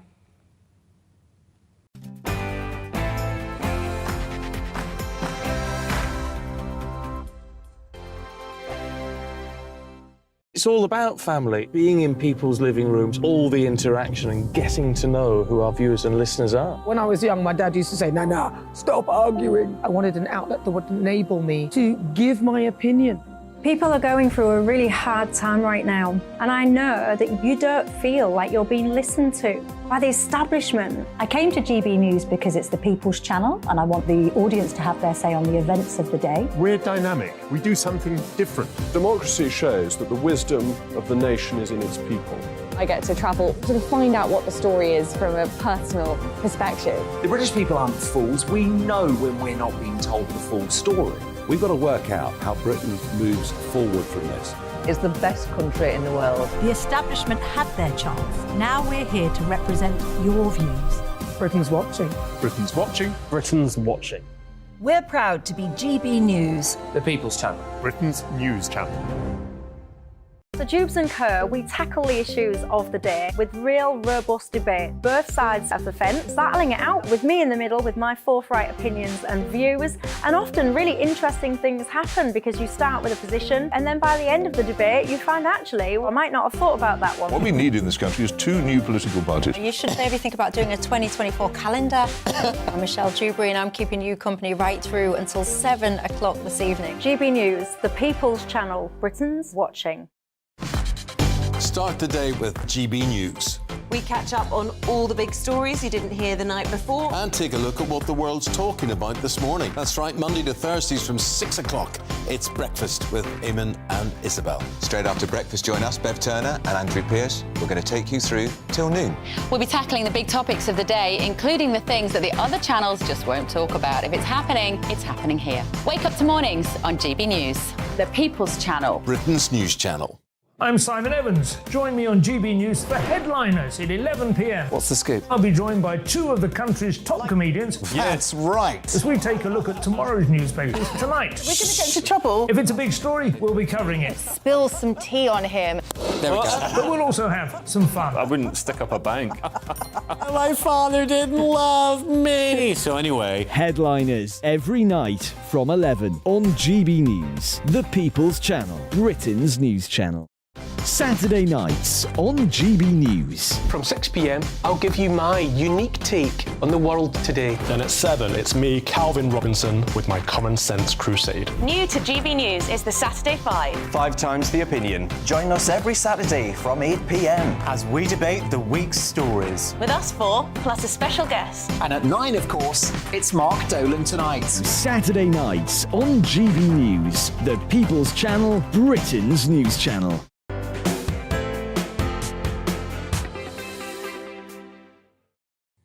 Welcome back. You're watching and listening to GB News Sunday with me, Emily Carver, on your TV and digital radio. We'll be coming back to the big Diane Abbott story, but today is also the day of the London Marathon, a day marked in all long-distance lovers' calendars. The 26.2-mile run started this morning, over 40,000 people running through the streets of London. It's a bit of a wet day, but our reporter, Lisa Hartle, is live for us now on the route. Hi there, Lisa. How's it going? Yeah, it's a little bit wet, but we are stood just by Blackfriars Bridge and there are so many members of the public just cheering people on, the runners on. So this is about the 24.5-mile point, so 26.2 mile in total. So you can really see, I'll move out the way so you can have a look. It's more interesting than seeing me. You can see the runners there. You can see some of them really struggling now, of course, like reaching the end. But as you can hear, the crowd's really encouraging them all. You've got people on top of Blackfriars Bridge looking down. It's still an amazing atmosphere, and these people are just incredible, especially some of them in some of the big costumes we've seen. There's a rhino. I saw him at the start, or her, and they've just gone past, although the rhino costume looks like it's falling apart a little bit now. But yeah, nearing the end. And I spoke at the beginning, before the race started, I spoke to someone called Stuart Mackey, who's running today, and he's running in memory of his mum. So I think we've got the interview for you now, just to have a listen to what Stuart had to say. Okay, so how are you feeling? You're going to run the London Marathon today. Is this your first time? Yeah, it's my first marathon. I feel a little mixture of nerves and anxiety, but yeah, looking forward to it. I'm quite keen to get it started now. So, been a long time waiting for it. So, yeah, it should be good. How long have you been training for? Started training in just the end of December. Found out I was doing it the end of November. So yeah, had a good few months of training and preparation now. So yeah, eager to get it started. And who are you raising money for? Raising money for the Institute of Cancer Research and running in memory of my late mother, who died last year from cancer, unfortunately, last January. So is that going to be spurring you on? That's my main motivation, yeah, is to run in her memory, of course. And I've managed to raise some good money for the Institute as well. So yeah, it's been a nice couple of months. It's been the support I've received from family and friends has been overwhelming, really. So yeah, very excited about getting going. But £7,000, isn't it, that you've raised? 11 now, yeah. So there's been a bit of a late run for the last few days. So, and I think there should be some more coming in. So yeah, really excited. And what are you most looking forward to? Any points in particular on the way round? Clearly the main landmarks are sort of Cutty Sark and Tower Bridge as well. And I'm told Canary Wharf's the tricky point at that stage of the race. That's when you feel it most. And my brother and my dad will be there around Canary Wharf supporting, so that should give me an extra boost, I think. So my wife's coming along as well. She's going to be at the first half, so I think we've got most of the route covered. So, well, good luck. Thank you very much indeed. Thank you. So obviously everyone running here today raising money for charity. £60 million is usually raised for charity just from this, from the London Marathon. And I thought I'd update you as well. Olivia, GBNews' political reporter, she's finished the race. She did a great time. She got 3 hours and 27, which is obviously incredible. Wow. So like I said, I know, it's an amazing time, isn't it? So it's so hard to hear here. It's very loud because everyone's being very enthusiastic and helping the runners along on this last stretch. So they'll head down towards Westminster, then they finish up on the approach to Buckingham Palace, where they'll end on the Mall. And that amazing feeling when they finish, go across the finish line. Well, thank you very much, Lisa Hartle, for standing out there in the rain but keeping. I hope you're cheering people on. That is seriously impressive from Olivia Utley. I wonder how Christopher Hope is doing, also from GB News. I wonder if he's finished yet. Perhaps we'll find out later. But moving back to our big topic of the day, Diane Abbott losing the Labour Party whip. Chris says, I believe we will now find out how strong a leader Keir Starmer is. What Abbott has said is a lot more damaging than the bullying charge that Raab resigned over. Yes, we'll see how that investigation into her conduct goes. Julie says, I am utterly shocked and appalled by Diane Abbott's comments. She should be sacked. If Diane Abbott is able to remain a Labour MP or even an independent MP, it would set a dangerous precedent for society. And William has to say, Diane Abbott just made an error, did she? What exactly was the error part of this? Pushed the send button by mistake and without knowing? Her views are long held and deeply believed. And Sarah, she says, I think Diane Abbott has demonstrated beautifully that intelligence is no longer a prerequisite for becoming an MP. The calibre of Labour MPs is so low, I don't want to vote for the Tories anymore, but then I'm reminded of the danger of Labour's current shambles being in charge. Well, there you go, Hobbs' choice. Keep your views coming in and do subscribe to our YouTube channel. We are at GB News, of course. You are watching and listening to GB News Sunday with me, Emily Carver. I'll be back in just a tick. We will be coming back to £8 million has been made available to tackle the issue of homelessness among armed forces veterans. That £8 million has been made available to tackle the issue among force veterans. But is this really enough? I'll speak with an armed forces veteran about this in just over 20 minutes. We'll also be receiving the national alert on our mobile phones. We'll be building up to that. All of that after the news with Aaron Armstrong.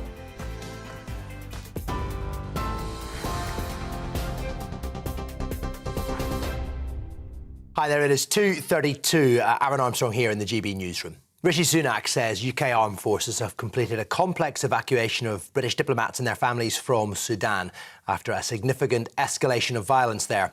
The Prime Minister has confirmed that work is continuing to ensure the safety of British nationals who remain in Sudan. The operation involved more than 1,200 military personnel and was completed alongside the United States, France and other allies. At least 413 civilians have been killed as the Sudanese army and rival paramilitary forces battle for control of the country. Meanwhile, an alert will be heard on your smartphone in about half an hour all across the UK. People will get a message on their home screen and that sound, and also a vibration which may last up to 10 seconds. Drivers, though, are being told to follow the normal traffic laws before touching their phone to wipe the message away. It is intended to warn people about life-threatening situations like fires, flooding or terror attacks. And Diane Abbott's been suspended as a Labour MP pending an investigation for saying Jewish people are not subjected to racism. In a letter for the Observer newspaper, the former Shadow Health Secretary said many types of white people with points of difference, like Irish, Jewish or red-headed people, are subjected to prejudice, but they don't experience racism. Ms Abbott has since withdrawn the remarks and has apologised for any offence caused. A Labour Party spokesperson has condemned the comments as deeply offensive and wrong. On TV, online, DAB and TuneIn Radio, this is GB News. Emily will be back after these messages.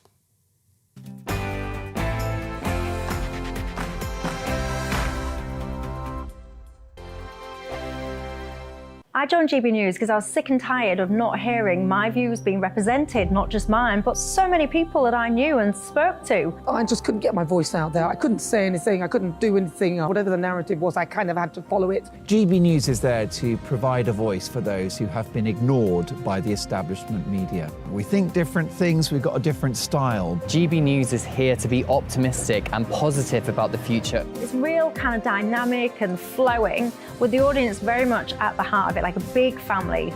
Here at GB News, we talk about the things that matter to you. Hearing the voices from right across our towns and cities, especially our towns. All sides of the argument represented with a heavy dose of opinion.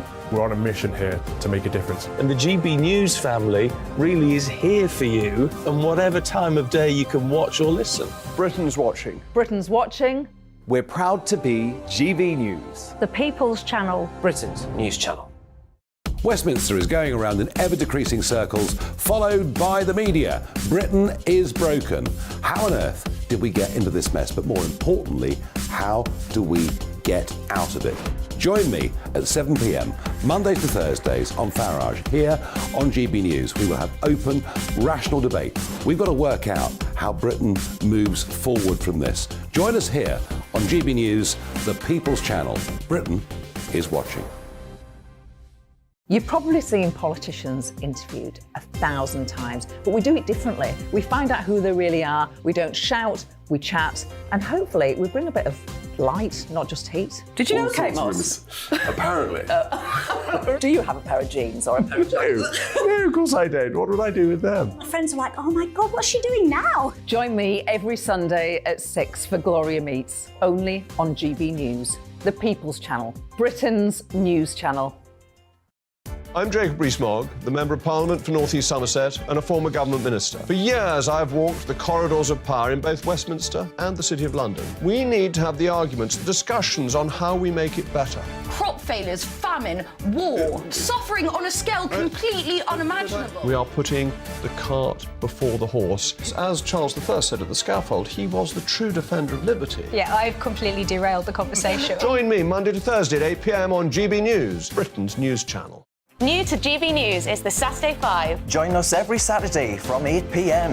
as we debate the week's stories. Right, folks, that was a spicy one, wasn't it? With us four, plus a special guest. Sometimes she has to stick her foot in it. Sometimes she has to say things as they are. Sometimes I think we should keep the refugees and send the pensioners to Rwanda. Then we'd be in a much better state. Well, Benjamin, that is... The Saturday 5. Saturday nights from 8. Only on GB News, the People's Channel. Britain's news channel. Is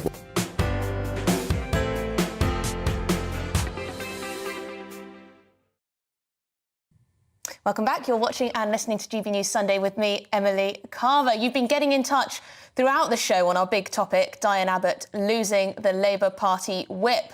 Mark has to say, the fact Diane Abbott only sees racism if you have black skin shows how far we have fallen as a nation. Yes, why do we need to have a hierarchy of racism, a hierarchy of prejudice? Is that helpful in the discussion about racism? Brian says Diane Abbott's crass comments, and even worse, her apology, make Dominic Raab's resignation somewhat of a non-event, and Boris eating some cake so trivial.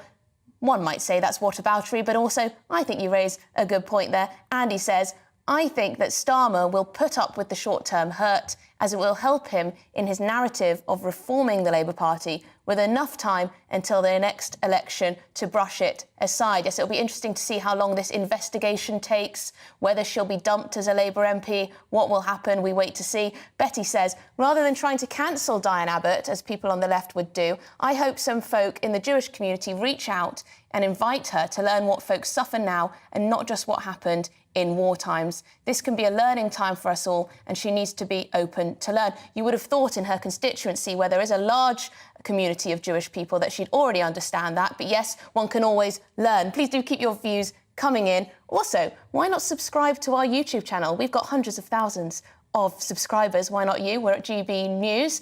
Now, moving on, something's coming up at 3 p.m. The government will send an alert to all mobile phone users. That's in about 20-ish minutes. This is to test the system. It's intended to warn of life-threatening events, such as floods or wildfires. Joining me now is James Bohr, the director of the Boers Group. James, thank you very much indeed for joining me. Tell me, are you looking forward to this alert? I wouldn't say I'm looking forward to it. By all accounts, it's going to be loud, go on for longer than I'd like, and then you'll have to dismiss it to get your phone back. Right. How long is it going to go on for? 10 seconds, the siren alert sound.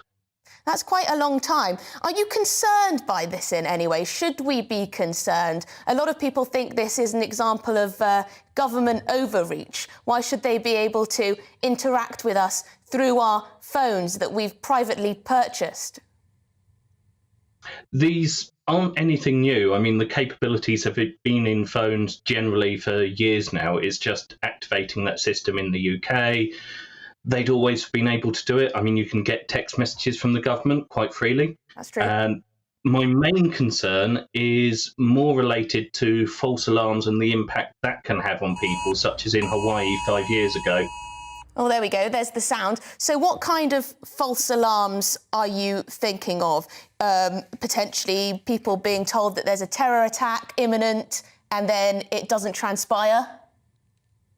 So in Hawaii, 2018, there was an alert that was sent out saying there were incoming ballistic missiles, and it took 38 minutes for it to be detected and responded to as a false alarm. So for 38 minutes, people thought that their lives were going to end, that the country was going to be destroyed. And that's traumatic, and that is definitely an event. So the safeguards that have to be around preventing frivolous use or malicious use of these systems need to be huge, and our government haven't shown great security awareness around technology. Well, that's a very good point. I mean, firstly, that would be absolutely terrifying to be told that you are under imminent threat and then to only find out quite a little bit later that actually you're all right. But the question of infiltration, now that is an interesting one. We're told a lot by the government, and of course we know ourselves, that Russia and China have capabilities to infiltrate our crucial security infrastructure. Surely, you know, people in China, people linked with the Kremlin, could perhaps easily infiltrate this kind of system. Possibly. More likely is a disgruntled person with access to the system, or someone with, let's say, a poor sense of humour, decides to activate it one day. What, someone working in a government department? Yeah, we don't know what safeguards are around it. I would hope that they've learned from 2018 and various other false alarms that have happened, but there's no guarantee of that. There's not much transparency around the security of this system. Well, to the government's credit, they have pre-warned us. It's been in every newspaper, it's been on every television channel, it's been on every radio station, it's been, of course, all over social media. But presumably there will be some people who don't pay attention to any of that, who will be alarmed by this. But do you think overall this is a good capability for the government to have, a good idea, or overall do you think it's a net negative? It's very dependent on how they've built it, how safe it is, and how they use it. Having these sorts of emergency alerts, they have huge benefits in the case of emergencies.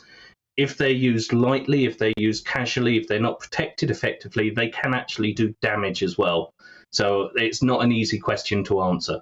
I will say, given the current record of our government, when they said it was happening at 3 p.m, I did put my phone in another room overnight so I didn't get woken up if it went off at 3 a.m. instead.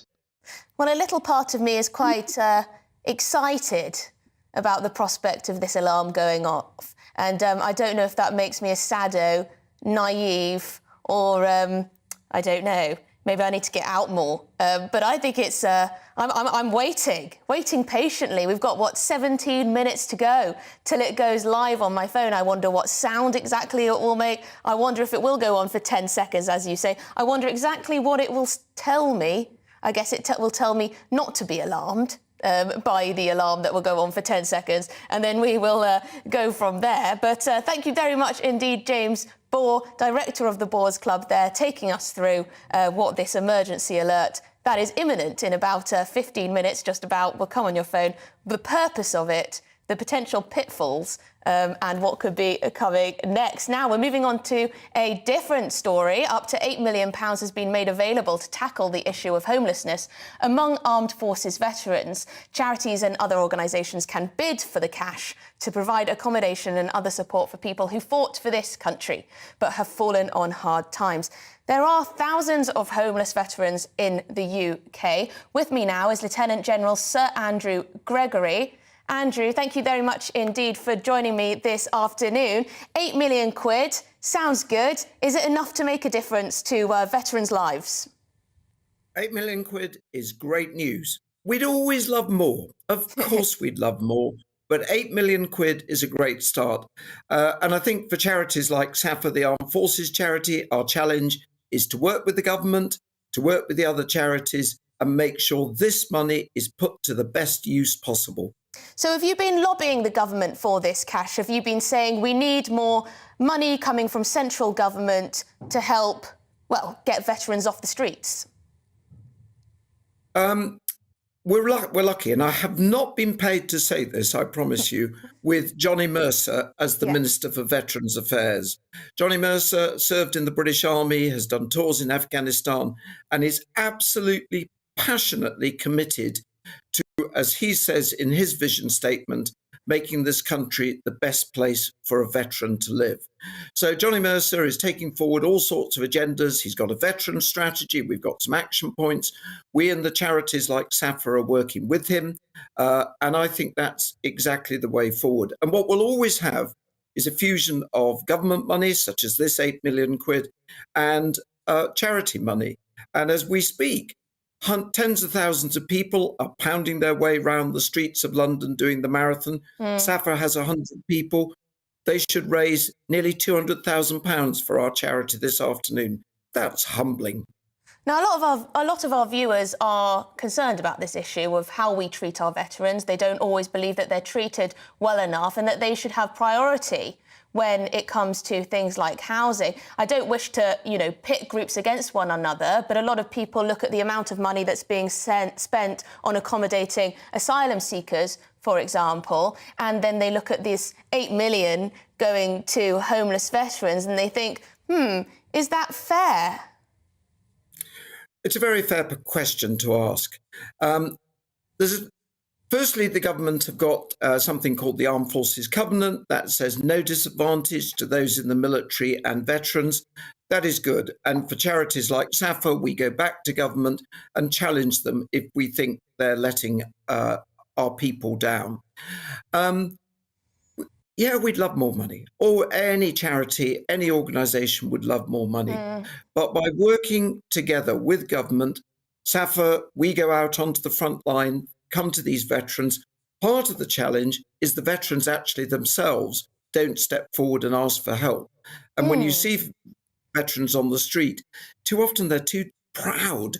And one of my pleas to anybody listening to your programme this afternoon is to veterans and their families, if you need some help, don't wait till you're homeless on the streets. We are here for you. We are here to honour and recognise your service. You raise a very interesting point there that I'm sure people have thought about before, but that element of feeling too proud to get help. You've served for your country in the armed forces, and then you find yourself back in normal life and unable to cope for one reason or another, unable to house yourself and unable to earn enough money to keep a decent lifestyle. Veterans who return to ordinary life, what kind of difficulties can they have in terms of getting jobs? Is there the issue of trauma? Is there the issue of mental health, substance abuse? What are the reasons that you see the most for veterans ending up homeless? So it's a great question with many challenges to it.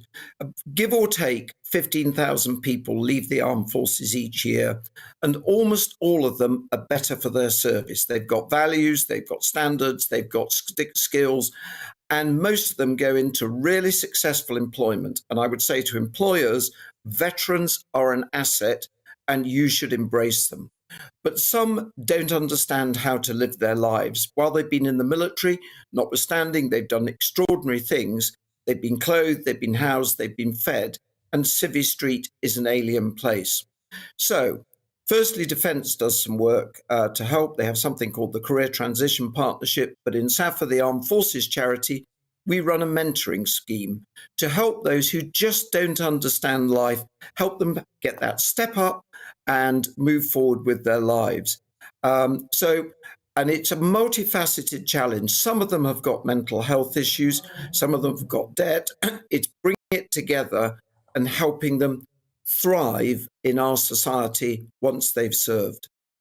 And presumably you also have to help with families. A lot of people who've been in the armed forces have families, children, dependents, that's a huge amount of pressure for someone who's coming out of the armed forces, may have been in live combat, may have suffered trauma in one way or another. It's another really important point.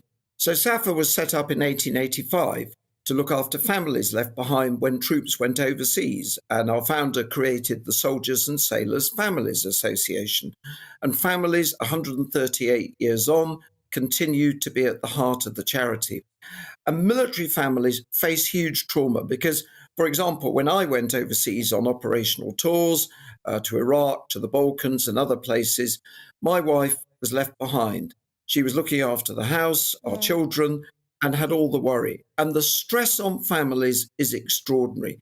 They're also dislocated from their own family networks and things. So supporting families is right at the heart of what SAFA does, 138 years on from our foundation, and making sure those families also thrive is absolutely fundamental. It's so critical, and you make such a good point.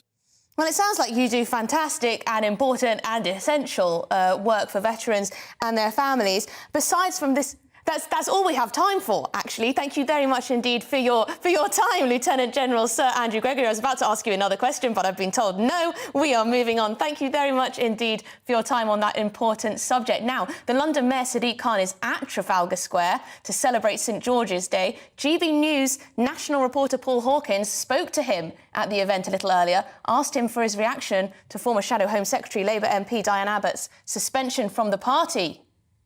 I was sickened to read the letter that was published in today's Observer from Diane Abbott. Her comments are unacceptable. To diminish the racism, the anti-Semitism Jewish people face both today and over yesteryear beggars belief. Every year in our great country, unfortunately, there are more than 1,000 reports of anti-Semitism. Last Monday was at a Yom HaShoah event where we commemorated and remembered the 6 million Jewish men, women and children who lost their lives in the Holocaust. I was indeed with Holocaust survivors. Diane Abbott's comments are unacceptable. Yeah, pretty much everyone who read it was thinking, what was she thinking? Now, you know Diane Abbott pretty well. Have you spoken to her today? Can you even begin to try and work out what she was trying to say? I'm too angry. I don't understand how anybody can think that, how anybody could say that, but even worse, write a letter to the Observer to publish that it's right she's apologised. The Labour Party's done the right thing to suspend her at beggars belief. But can she still come back from this? Because she's been suspended. Do you think that she needs to be, expelled from the party, or in the same way Jeremy Corbyn has been, maybe the NEC should stop her from standing in next year's general election? Well, I've got to respect the due process that will have to follow because she's been suspended now. But I just don't understand how you can diminish what's happened to Jewish people today and in previous decades. It's arguably anti-Semitism, the oldest form of hatred there is. There needs to be an investigation. I don't want to inadvertently prejudice that, but her comments are unacceptable. Well, there we go, Sadiq Khan there, distancing himself from Diane Abbott's comments. You are watching and listening to GB News Sunday with me, Emily Carver.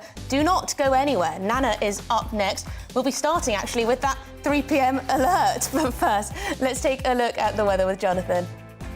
Hello there, I'm Jonathan Vaughtry here with your latest weather update from the Met Office.